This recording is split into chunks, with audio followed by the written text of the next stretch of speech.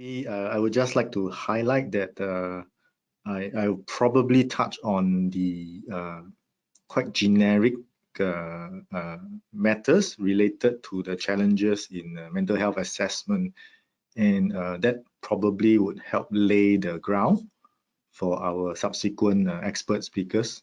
I think some of the points that I will be covering would be quite relevant to their topic of discussion, particularly in regards to peer support programs. Yeah. Say that this is based on an actual practical observations of dealing with many years with the issues about what it is that makes a pilot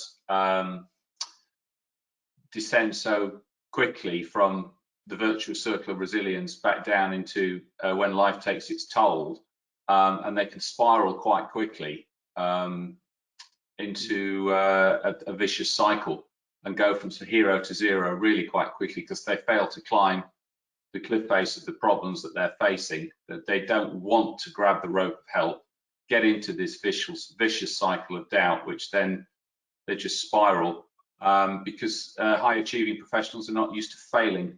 And that's where your peer support stuff comes in. It's a complicated slide, I'll have to talk it through. But rather, even to get to the cliff face, you've got to bridge the gap of stigma of declaring that you have a mental health problem. That's where peer support programs come in. All the various elements of it form a bridge that you can then actually move from a position of fragility to one of psychological safety. All there in the EPSI manual, which recommend if you're interested in that's from a European perspective. Okay, that hasn't changed from the one I submitted, thanks. Okay. And then tell us a little bit about your plan.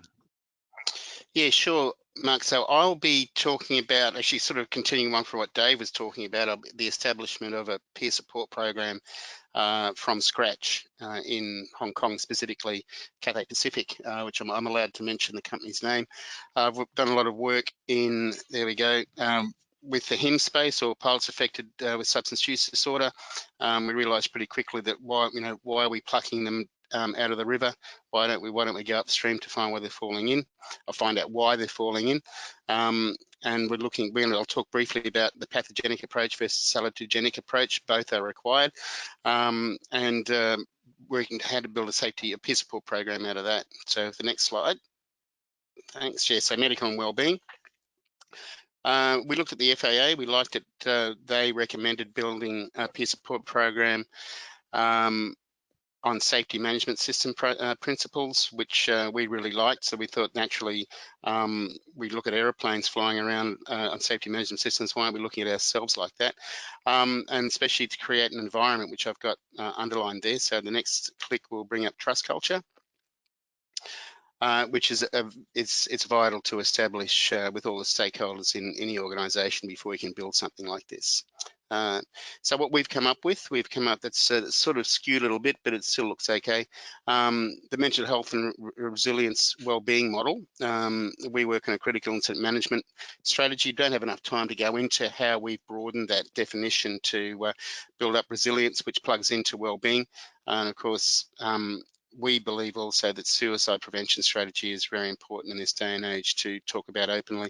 I'll just touch on very briefly that, so anyway, back to the other one, talk about all the other pillars inside there. A peer support program, these are all the elements towards it. And I won't go into all of them, obviously, but to build a peer support program, all those elements are required to build an effective one with all the stakeholders. And I think next one, I think that's about it. Yep. Okay. Wonderful. I wasn't 100% sure what I was going to present because I didn't know what context it would be in. I didn't know what other people were going to say, but basically we have data. We conducted a study in August of last year. We surveyed 2,000 safety critical aviation workers. And what we found was that pilots, much to a lot of pilots' disappointment, we're not actually special. We're not abnormal. We're just like everyone else. We're suffering pretty much with the same levels of depression and anxiety as the general society. However, these levels have increased since before COVID. We conducted a similar study on pilots alone in 2019, and we've seen almost a 40% increase from in the region of about 18% up to about 25% of pilots meeting the threshold for clinical depression with similar levels of anxiety. But the big thing is it's very, very similar. It's within 1 or 2% of the general population. So therefore, it actually, there's our slides. They're brilliant. It emphasized the point that I made, that much to my disappointment, I'm not special. I'm just like everyone else. The World Health Organization there have called for reliable information about the pandemic to be used so that decisions are underpinned by knowledge and to identify who the vulnerable people are in society. We saw that there was 3 risk factors in our data that were common to the general population. That was people's age, their gender, and the financial impact of the pandemic on them. People under the age of 35, but particularly under the age of 25, were particularly at risk, as were females and as were people who were financially impacted. And that explains why we saw higher numbers in groups such as cabin crew, who have a much lower age on average than the other groups. And the opposite of that was air traffic controllers, predominantly men. Most of them were in their mid-40s, and an awful lot of air traffic controllers are state employed. So they're not really, their jobs aren't at risk as much as the likes of pilots or cabin crew. And if you can flick onto the next slide there, please. That's the data I was talking about, where we saw an almost 40% increase in the levels being experienced by pilots. The 3 graphs there, the first one, the orange, that's the 2019 study. The next one, 21% and 25%, that was the pilots in our COVID study. And the third set of data there, that was the general population. And we looked to see that aviation workers, did they believe that they needed support? And as you can see there, all groups pretty much unanimously stated that they did need support during the pandemic. And next slide, please. We asked if people ever spoken about mental health issues that they had experienced. And it's pretty much 50-50 there across the groups. Most groups, almost half of the people have spoken to someone. Next slide, please.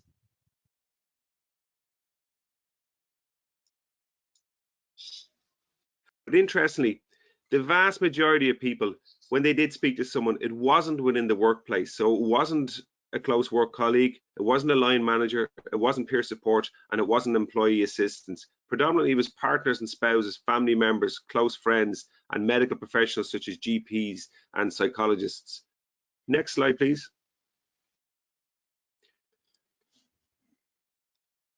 Between 20 and 25% of staff didn't disclose it to their employer. So we're not really getting a measurement of what's going on in the industry. And how can we manage this hazard if we're not getting a true measurement? Next slide. A lot of focus at the moment is on the individual. We're looking at how do we make pilots more resilient? How do we make safety critical workers more resilient? Next slide. Sorry, actually, if you can just stay on that slide for one moment. Back up one. Yeah, back one. If you just go back to the bulletproof vests, we argue that the approach in the industry is akin to dishing out bulletproof vests. We're giving everyone bulletproof vests to protect them from hazards in what could be described as a toxic environment. What else could we do? We could look at the bullets. We could look at the number of the bullets or the size of the bullets. And I think that's what needs to be done when we look at the sources of work-related stress that are contributing to mental health issues in aviation workers. Next slide. The CDC and NIOSH in America have developed the Total Worker Health initiative. What this is, it's akin to the hierarchy of controls that are used in conventional health and safety management. Psychological health and safety should be no different than every other aspect of our health that's managed through health and safety. And they've constructed a hierarchy of controls. First of all, we eliminate working conditions that threaten safety, health and well-being. If that's not possible, we substitute health-enhancing policies, programs and practices. If that's still not possible, then we redesign the work environment for safety, health and well-being. Next up is that we educate for safety and health. And finally, we encourage personal change. Of note, peer support does not appear in that, because peer support is not a control measure, nor is EAP. They're in fact injury management methods, not control measures. Next slide. And that's where we finish. So I'll tailor that now. I'll shorten. Short enough, yes. I want it Okay. to be very, very short. Okay. So then I can remove this slide from my set. All right. Very good. I have to put the slides on. It takes 10 seconds because the law for Canadian physicians, every time we have a conference or we present something, we have to disclose our potential conflict of interest. So, Okay. and plus I have to be independent from all stakeholders to keep my neutrality. So that is a 10 seconds. All right. This one supports what Paul has found in his study, and it tells us about what the prevalence of mental illness in the population, the general population, that is comparable to pilots. Just to give the size of, I wondered if I would be able to animate the slides from my end, or would it be Mark who would monitor all of that? I forgot to mention that we do have the ability to do both ways in terms of slide control. We prefer to advance the slides for everybody, and that just makes it less prone to any sort of technical difficulties. But if you do have some animation that you really think is important in your slides, we can change control of the presenter and hand that off to you.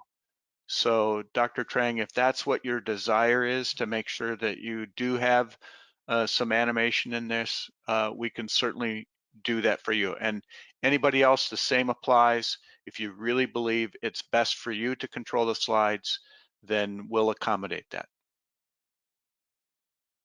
Well, if it's too much, then I'll be happy with with asking you to advance the slides.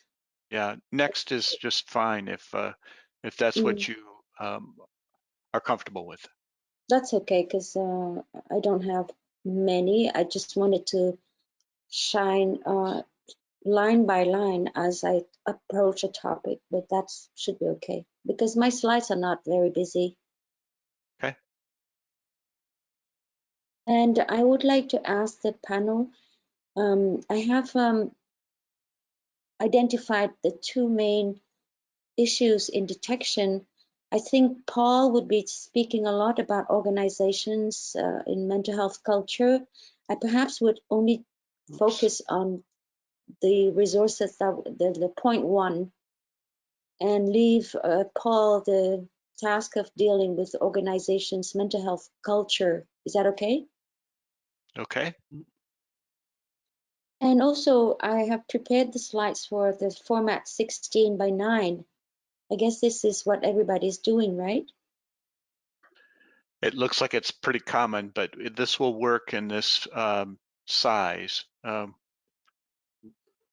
Okay, I think and so we the will not audience gets the results.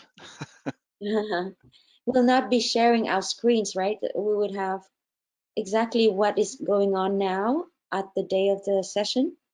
That's right.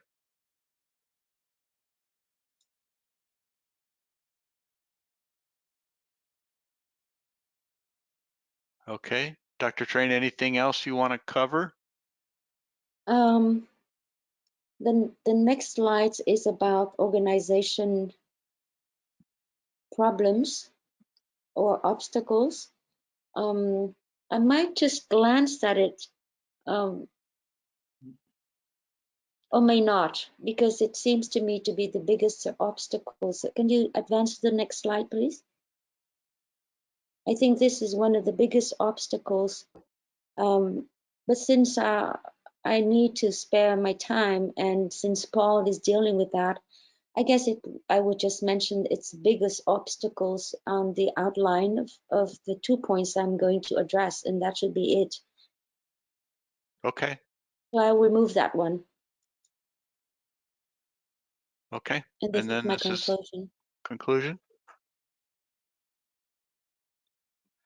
Is to explain a little bit about a system that is in place. So today, most of the large airlines. So basically, the first one would give a bit of information regarding what EASA is and our offices and so on, but quite brief because I think most of the people in aviation have heard already of EASA. Then looking a bit of our mandate for the crisis management and the layers that we have put for this particular crisis for the COVID, and then focusing a bit more on one of the main documents, which is this aviation health safety protocol, in terms of the purpose and the structure, and also discussing a bit about the monitoring of the implementation of this this protocol. Then towards the end, or actually as a last slide, to mention some of the lessons learned and the points where we could still improve for this pandemic and also for future similar crises if So obviously we have got three different perspectives. One being ICAO, which is international. I believe she'll be talking around those lines of what ICAO's initiative will be. And then Cristian's, which is a regional perspective with different countries trying to harmonize their measures. And then Paulo's perspective in terms of the enablers, from what I can hear, what you want to present, the enablers for some of the measures to be implemented on the ground, if I get it correctly. So I think it would be a very interesting flow. I think your main theme is about the new normal. Mm-hmm. And I think amongst the three of us, or the four of us, we probably can have a conversation going for quite some time, right? Cristian and Paulo. yeah, So that's for if sure. there's anything that you feel that you want to touch on during the conversation, if you can just drop me an email, Cristian and Paulo. I will weave some of the key waypoints for us to navigate and steer the conversation towards the future. I think the ending part of the conversation will be hopefully more optimistic and I mean not overly optimistic because it's still